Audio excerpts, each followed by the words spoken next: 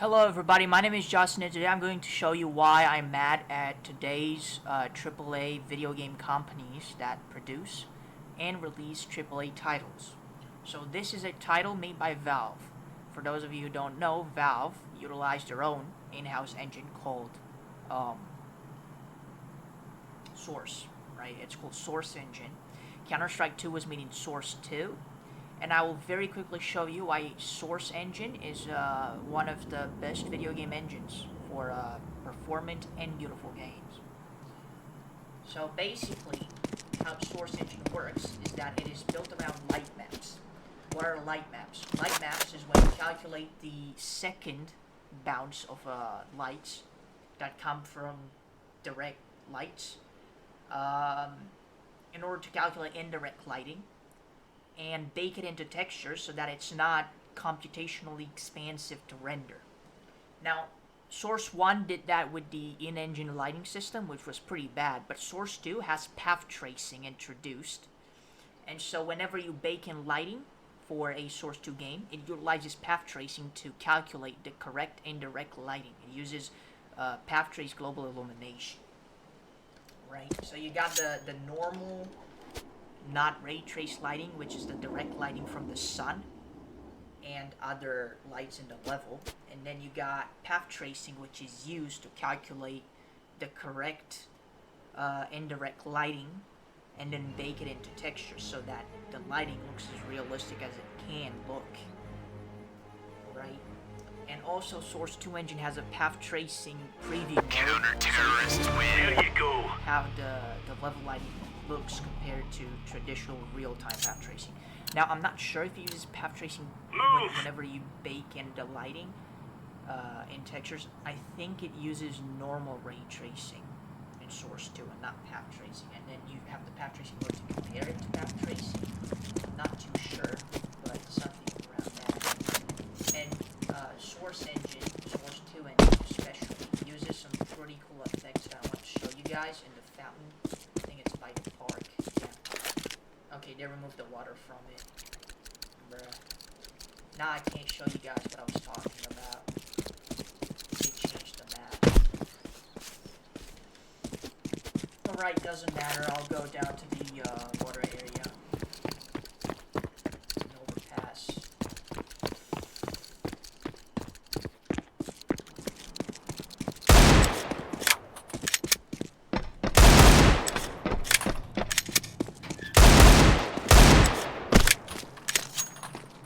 Yeah, I forgot they also removed the water from this side of the map. I might show you guys next, but I guess I have to switch maps. Yeah, they removed all the water from the level.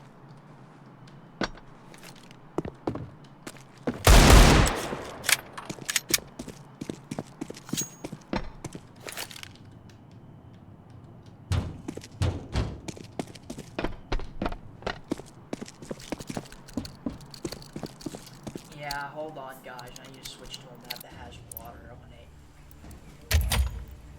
So, for this, I guess I'm going to go on, Ancient. It's the only map that has water on it currently.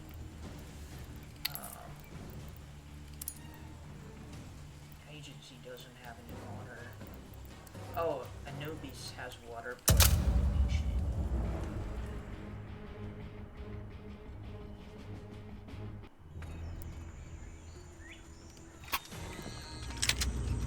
Let's move out.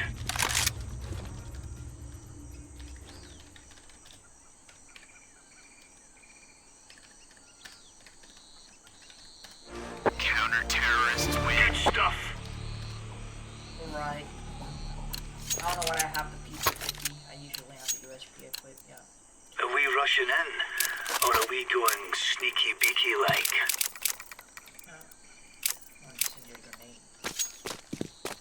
Right, so if we go to the big water side of the map, which is the map's T-spawn, if we go to T-spawn right now, so I can show you this side. So you know how you have those fancy new video game titles like Mafia: The Old Country and other games that simply get a lot of realistic effects wrong, like water ripples whenever you shoot with bullets in water, or whenever you throw an explosive in water and it disturbs the flow of the water, and they usually have no effect on the surface of the water. But here in Counter-Strike, and this is a competitive shooter, guys, I really want to emphasize on this. Look at the water effects in this game. This is a competitive shooter. Right? I'm playing on maximum settings right now, and I'm getting over 200 FPS. I can't show you guys here because for some reason it detects HW info as a cheat in RivetTuner, so I can't have the overlay on. But yeah, I mean, just look. Look what happens whenever I shoot the water. See the ripple effect? A lot of games get this wrong. Water in Counter-Strike, since you can't go below it, it's actually a 2D layer, and all of the effects are 2D based, they're not 3D effects. And they use some cool parallax illusions to make you think it's 3D. In all honesty, it's a 2D layer. Counter-terrorist.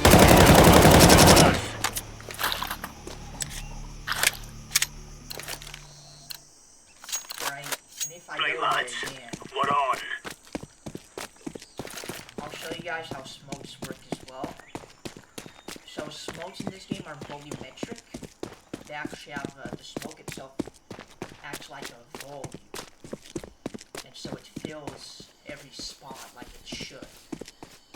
Basically, there are a lot of ways in 3D rendering to get volumetrics to work. In Counter-Strike, they used 3D pixels, which are called voxels. I've worked with voxels in Unreal Engine before.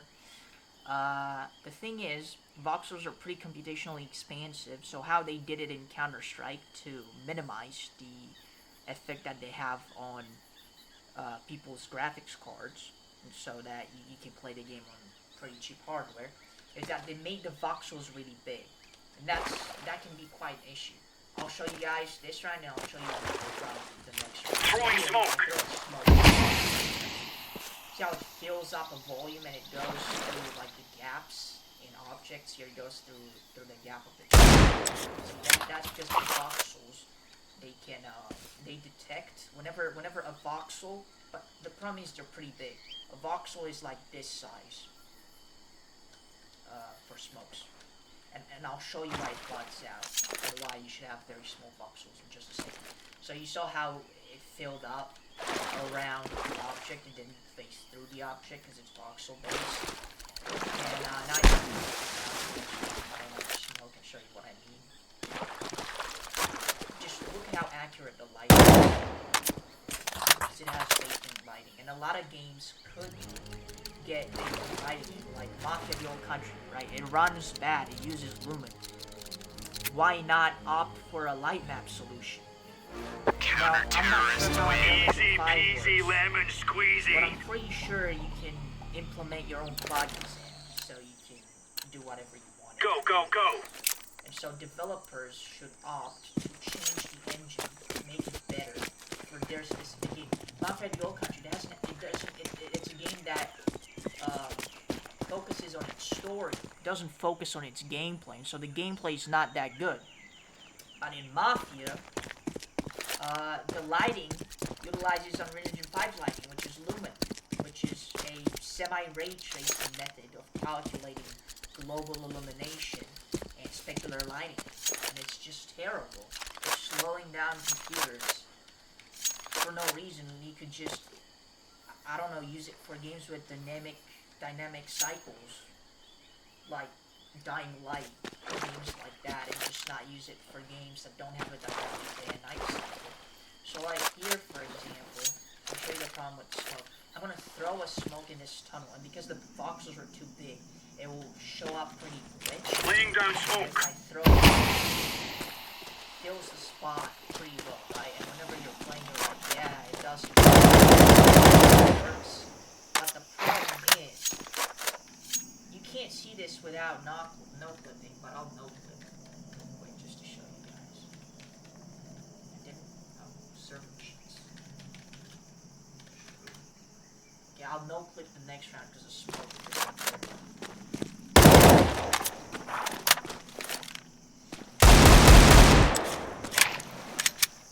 So for now, just enjoy the water effects.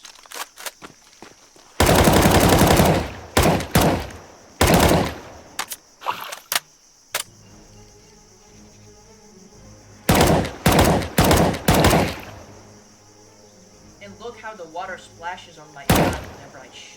Counter-terrorist win. It doesn't actually splash on the gun, obviously. They have a way to detect whenever you're close to the water, and so it applies water droplets. Remember, on the gun instantly. this is bandit country.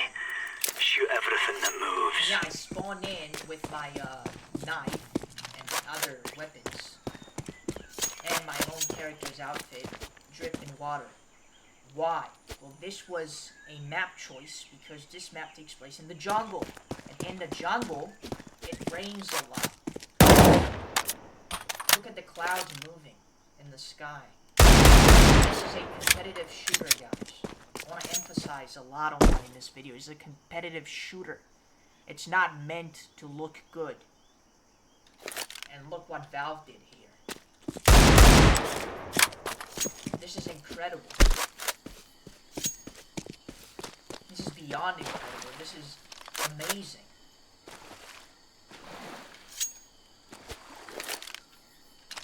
Right, so I'm here by the water side. And I'll show you guys what I mean. If I take the smoke, I throw it. Smoke! Then I nope.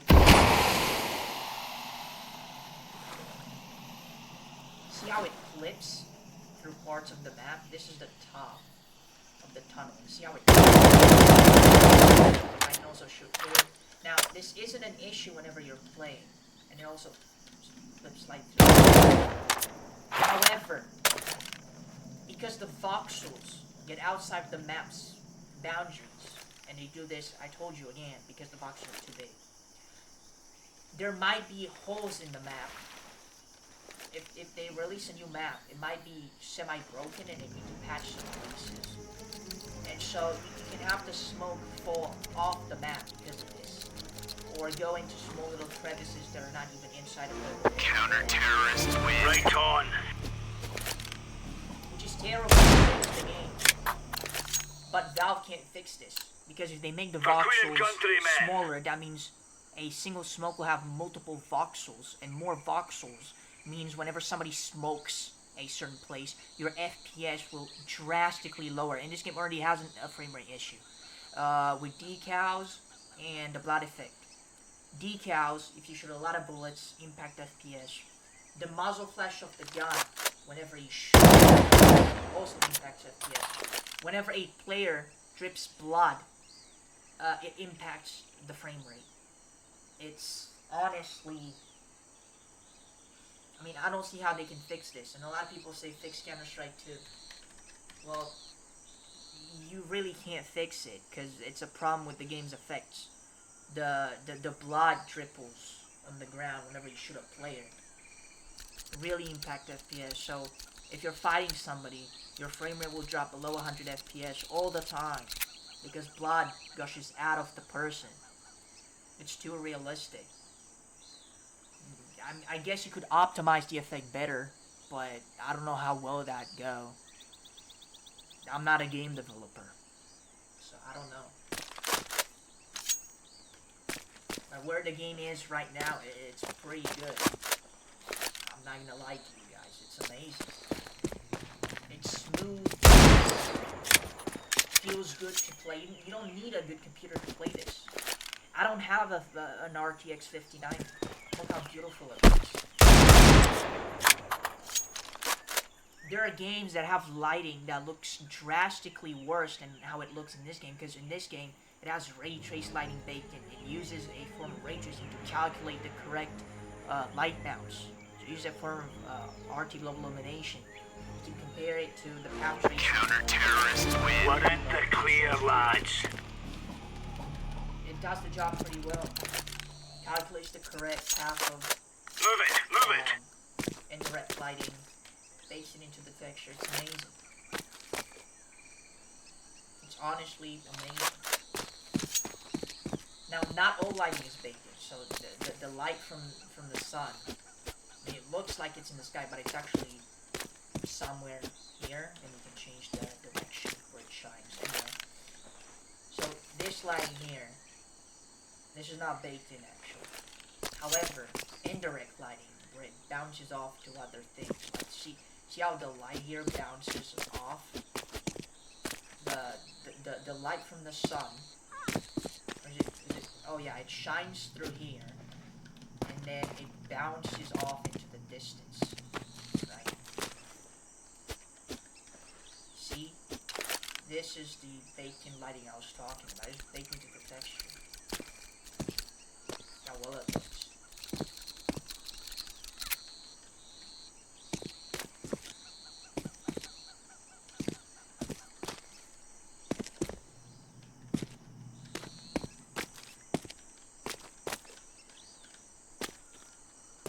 Actually, it's not. This part is baked. That is a form of dynamic lighting. But I don't know from what light it comes. Probably from these lights. Right, that was a bad showcase.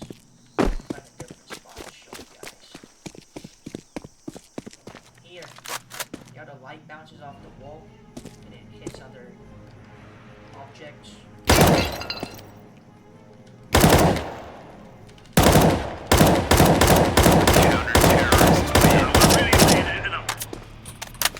Beautiful game.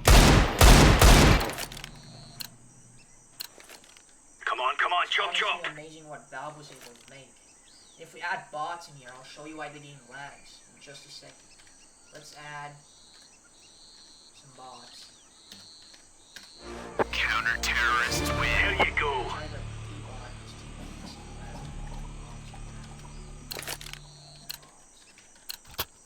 Let's go. I have a teammate. Let's shoot our teammate. Fire. Hold your fire. You saw the blood effects, how the blood gushes out. Okay, ignore my gameplay here. I really suck. Terrorists win. That's not what I'm trying to showcase. I was trying to shoot my teammate's hand, so... They're going. What are you doing? Pull yourself together, son. Enough of I that. have removed the effect? I'm not too sure.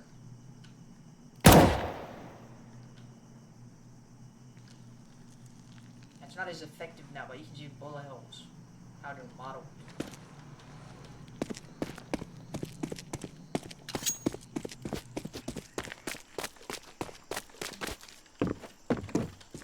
Bomb has been planted. East side or east side? East side.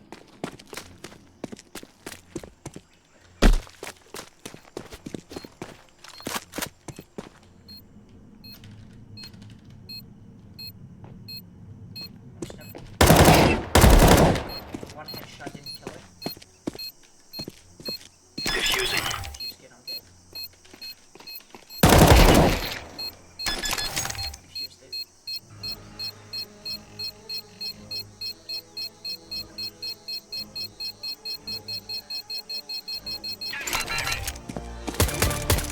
Counter-terrorists win.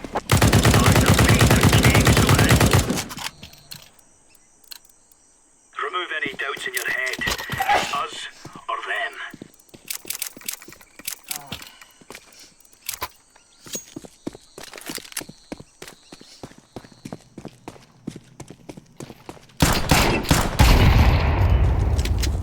That makes one less. Counter-terrorists win. All right, all right.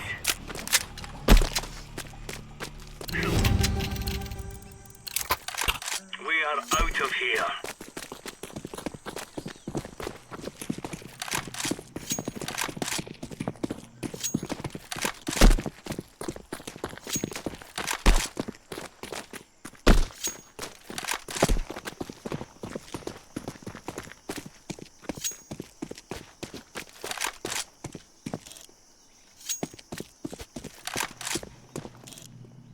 Check in. bot going donut. Bomb has been planted. That makes one. I mean, most definitely this time. None left. Smoke! Defusing the bomb.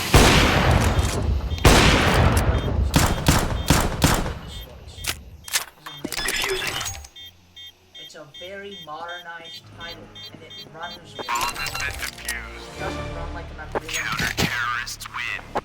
Ah, we're good. getting stuck right It into utilizes them. the right render techniques for what the game is. This is what a competitive Let's shooter go. should be. What a competitive shooter should aim for. This is what people Let's go. should request from developers. What people should want from them. This is the right way of doing things. Look at the shadows. I mean, these aren't ray traced. These are dynamic shadows. They aren't big. Actually, none of the shadows are big.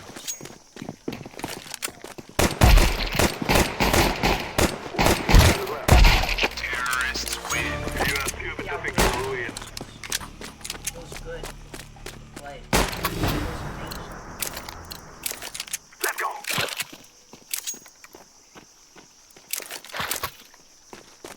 It's not a bad game. In any way. People, you know, they'll complain about input lag and stuff like that. Now, I understand that. They'll complain about the tick system. It's actually terrible. I'll explain to you how the sub-tick system works in just a second after I finish this round. Train a bit on these bots. Terrible at the game. I don't concentrate. I don't know what bots are. I'm planted. In your mid. Bomb has been planted. Mid.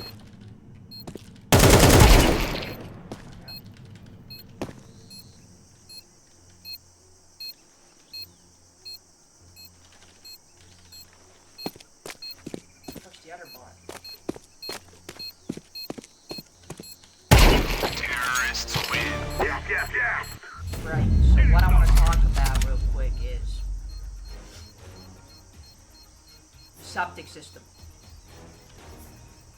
What is Subtick? Why is it called Subtick? Servers refresh a certain number per second, like frame rate. Whenever a server refreshes once, it calculates all of the actions that took place on the server and displays them at the same time for everybody, so nobody has an advantage over another person of what they see. They should be able to see the same things at the same time. And this is different because of refresh rates, but basically, the game cannot, the servers cannot refresh 128 times a second like people want to.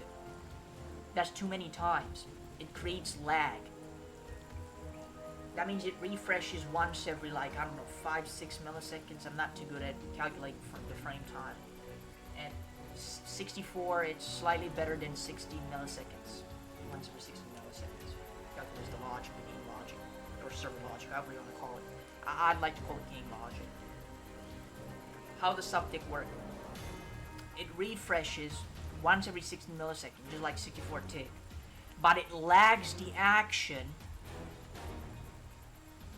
a certain amount of milliseconds to simulate how it would look like on a 128 tick server.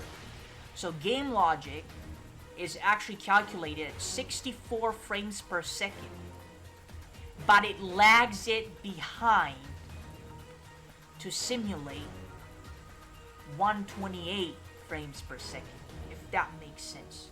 So it makes it appear quicker on the screen. It calculates the action and then it lags it behind. It does this, it's a way to manage it. I know it works like this for sure. I've seen it in games. I shot enemies before, and on my screen, you can see their character flinch backwards because I shot them in the head with an AK, which should kill them, but they don't die. I die. Why does that happen? Because it calculated that the action of me pressing the trigger should have happened before I pressed it. But then it does so for the enemy player too. And the enemy player, since they technically pressed the trigger first, their action was calculated first, which can be determined by system lag plus input lag from whatever device you're using.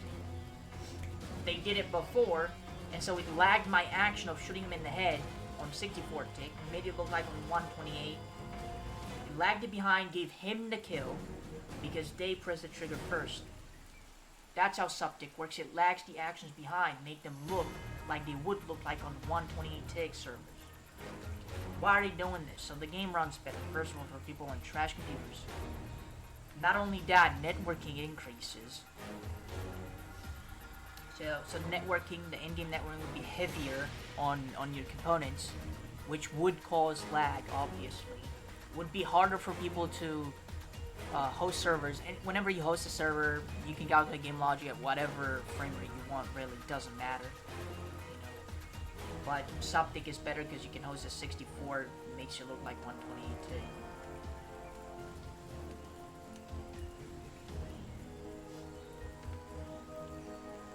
So, pretty neat way of calculating game logic, if you ask me. But because of this, their claim of whatever you see is what you get is wrong. Because it's simply not how it works. Since the actions are lagged behind. They're lagged behind for a couple milliseconds, so you don't notice it, right? But have you ever gotten a kill in Counter-Strike where your crosshair was off the enemy, but it still hit him? That was because of Subtick. It calculated the right action on a 128 tick server. It lagged the action behind. So you still get the kill. Technically, what they do is right, because that would be the result if the servers were refreshing 128 times a second. But it makes people think the game's bugged or some shit like that. It's not. It's how tick rate works. People need to understand that. It tries to mimic 128 tick. Doesn't do a pretty good job at it, but it tries to. That's why whenever it looks like the enemy didn't hit you in their POV and they killed you, it's because they calculated it differently. You lag the action behind. There's also refresh rates. So like if you have a higher refresh rate monitor, more frames being displayed per second.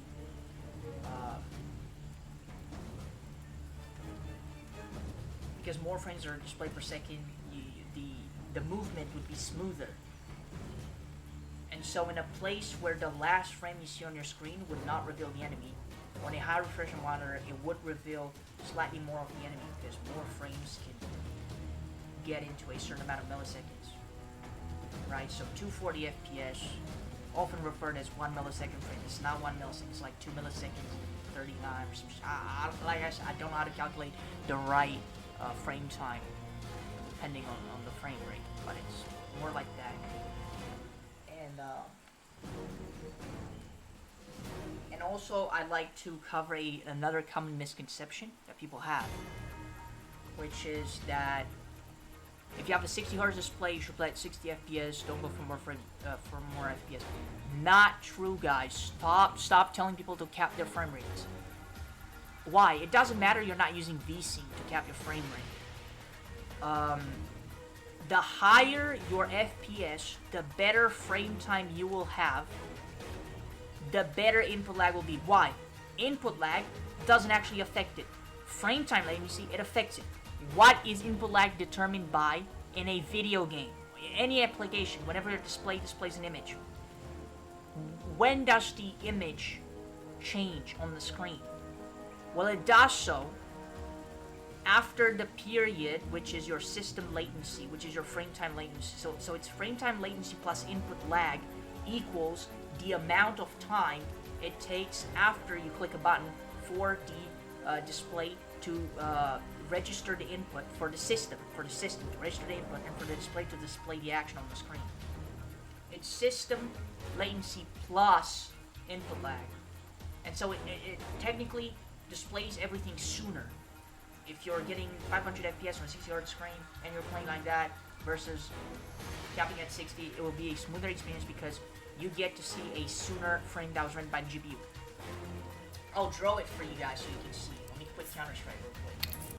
I'll actually draw this to you guys so you can understand, because whatever I'm saying right now, you probably can't visualize it. It's pretty hard to visualize it if you don't understand these things and these terms. So I'll show you guys how this works. So I'll open up Paint.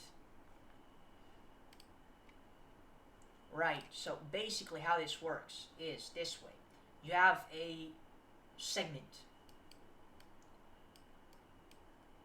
Let's say this is, you're playing on 60 Hz. This represents 16.6.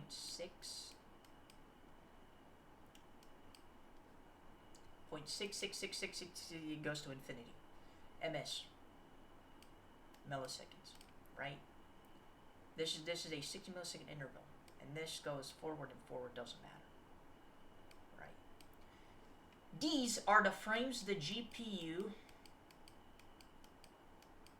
renders at 400 FPS. Let's say this is what it looks like at 400 FPS. Your display, being 60 Hz, can only display one frame in this segment. These frames are not actually, not actually the 400 FPS per second. These are the frames, each one of these is a frame that was rendered in this interval of time, 16.6 milliseconds. Any one of these frames can be displayed by display. Your display, to make the image smoother, you know, see the latest frame. You see the latest frame, so you get this frame.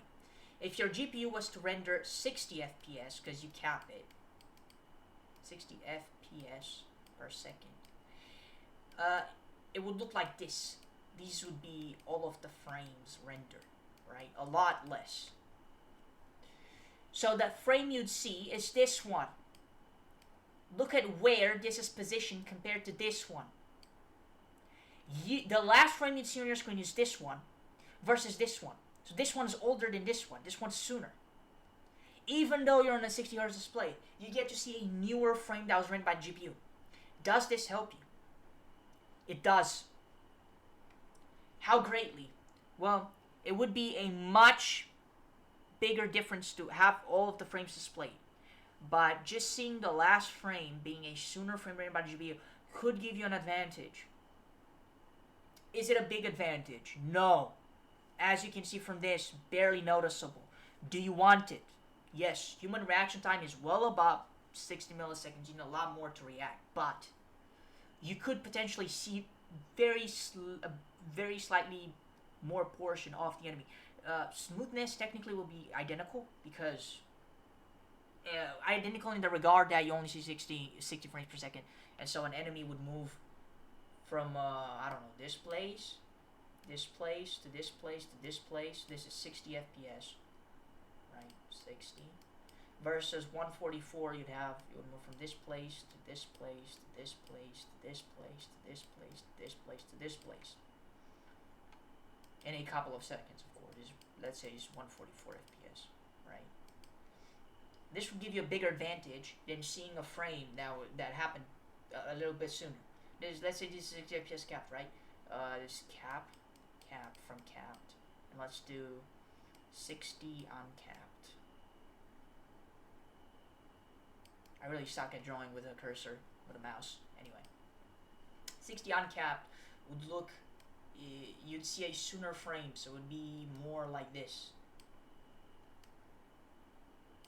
Right? Here, smoothness isn't changed. But you see this frame, which switches to this frame, which switches to this frame. Better than this, because if there's like a wall here, then you can see the enemy on your screen. This is the last frame you get to see on your display. This would help you better, because in this case, right, you have more frames. Let's draw some more frames. This action would happen sooner than this. So in this case, you'd see the enemy sooner, because you would move like this, right? I didn't draw it right, but technically you have more frames here, right? And then it goes from this would be the first frame, which is past this, so you'd see the enemy sooner, because I didn't draw the frames right. there'd be a lot more frames in an interval of 60 milliseconds being rendered by the GPU at such a high frame rate.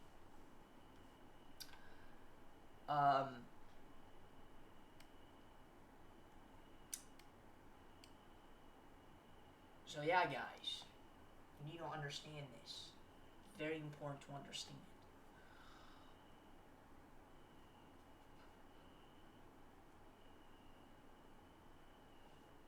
Oh, I need to pretty quickly tell you why I wrote 16, because you might wrongfully understand that this means this section is 16. No, wrong.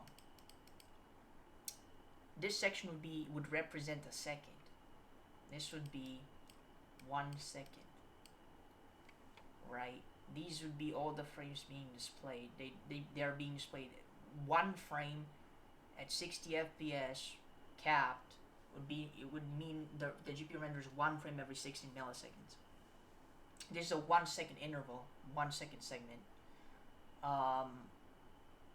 See how the last frame here, I mean, you can take any of these frames, but this case, when we game 400 FPS uncapped, it would display this FPS as the last frame in the 1 second interval versus this one. So you get a sooner frame. Gives a kind of impression of the frame time being smoother, although only 6 are being displayed. So all in all, smoother frame time, but only 6 FPS being displayed. Depends on your definition of smooth and what it means to you. I might have explained this wrong. I hope I didn't confuse you guys, but this is a 1 second interval. These are all seconds, not 16, because here 1 frame represents 16 ms. This frame would be 16 ms. Right? These ones would be well below 0, because the 400 FPS would be like 0.00 whatever. So yeah, this is basically how frame times work, and why you should never, ever cap your frame rate. Let your GPU render as many frames as it can. Do not cap it. The only case in which you should cap it is if stuttering occurs. So if you drop from 600 FPS to 300 FPS, even though you're on a 60 Hz display, why does the stuttering occur? Because the frame time lags behind. The same position that this frame had at 400 frames per second will not be equal to this position. No. It will be lag behind. Maybe you're getting 300 FPS in that specific section, right? It would be here.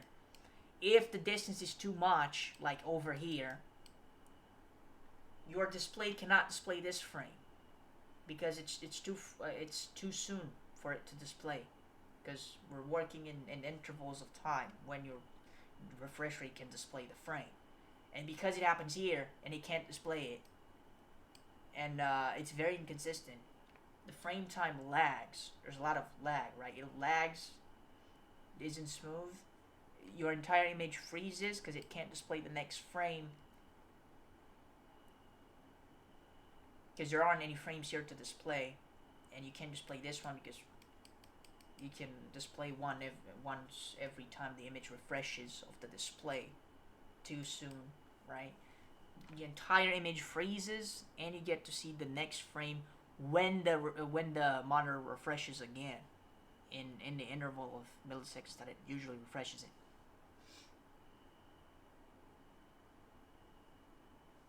This is what a frame time latency graph is. This is how it works. That's why stuttering occurs. I've explained this to you. Because the frame time needs to smoothen again if it drops too much, because it switches the rhythm or the amount of frames that are being rendered in a segment of a second too drastically. You need to understand that. That's why stuttering occurs. That's why freezing occurs. I mean, you can, stuttering is a shorter freeze.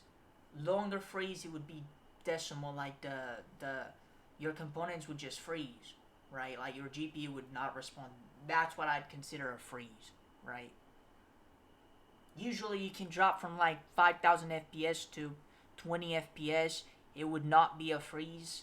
It would be a very quick stutter. Under some instances, I'm not sure, I didn't test it. It might be a freeze because it would take longer for the frame time to smoothen. after it changes the amount of frames that are being rendered in an interval of time. So yeah. Hopefully I made myself understood to you guys. Hopefully I was good at explaining this. Although I understand it might be hard to get a full knowledge course from me, because I don't work in this department. I have made games before, but the games I make are total trash compared to what other people make, right? So I hope this video was very informative for you guys. Hope I made you understand how certain things work. And remember, stay informed. Don't listen to random people on the internet, which you might take as not listening to me. Don't actually believe anything that I say. Research it yourself. Look up my words on Google. See for yourself. Research it. Get a better understanding. I don't want you guys to take my word for it. I want you to research for yourselves. That's why we are humans. And I want us to debate in the comments to get a better explanation. You can tell me what I did wrong, what I explained wrong. We should all have a nice debate in the comments, okay, guys? So make sure to comment, research for yourselves. We can debate in the comments. I appreciate that. And I wish you guys a very good day. Mine was pretty good. I wish you guys the same. And remember, whenever you feel down, contact a friend. They might make you feel better. This was my video, and see you guys next time. Bye.